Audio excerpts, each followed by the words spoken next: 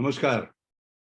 My very warm greetings to everyone on this wonderful occasion, just a day before Teachers' Day and this particular celebration of outstanding performers in education.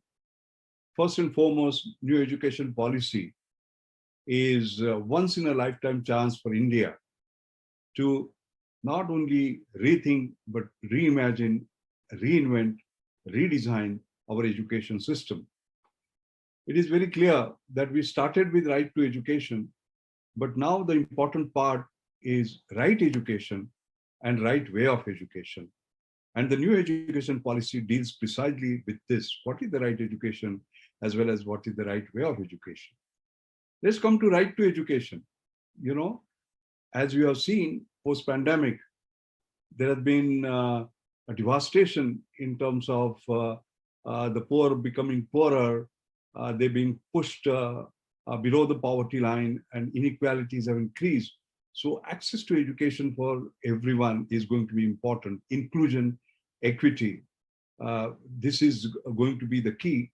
And there again, as you saw, online learning has become a norm during the pandemic, and you can't do online learning if you are digitally deprived, you don't have access to tablets, to the connectivity and so on and so forth. So digital access for everyone is key. So I would modify the right to education to digital right to education as an added on. Then the issue of right education.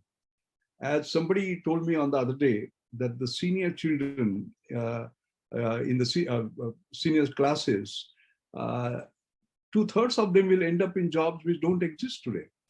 And therefore, then what do you teach for jobs that don't exist today? And therefore, there will have to be some permanent skills like dealing with complexity, because this is a volatile word, critical thinking, curiosity, emotional intelligence, ability to co-work, not only men and men, but also men and machine, all right? Not robots, but cobots. It is not man versus machine. I think that is going to be the most important part. And right education also means not just learning, doing and being a part of the society. So value-based education. Then the third part is right way of education. You know, we had physical education that is extremely important, human interaction, but we went into the digital mode, and now people are talking about hybrid. That means not just digital, not just physical, but phygital, the two actually coming together. And the new word that is going to be involved in, it will be in terms of the phygital word. And therefore, you will find that digitalization, virtualization, personalization, mobilization is going to be the key in future. This will lead to co-creation, self-correction, borderless, globally distributed, asynchronous, dynamic, open systems. And India should be sort of prepared for that. And self-learning, interactive learning, lifelong learning is going to be critical. And the last part is very important. I remember in Banaras Hindu University, their 100th convocation address, I told the graduating students, the Dikshant does not mean Shikshant. All right, getting a degree does not mean end of education, because the way technology is evolving, the jobs are changing, new skills will be required, and therefore it has to be sort of lifelong learning for ever.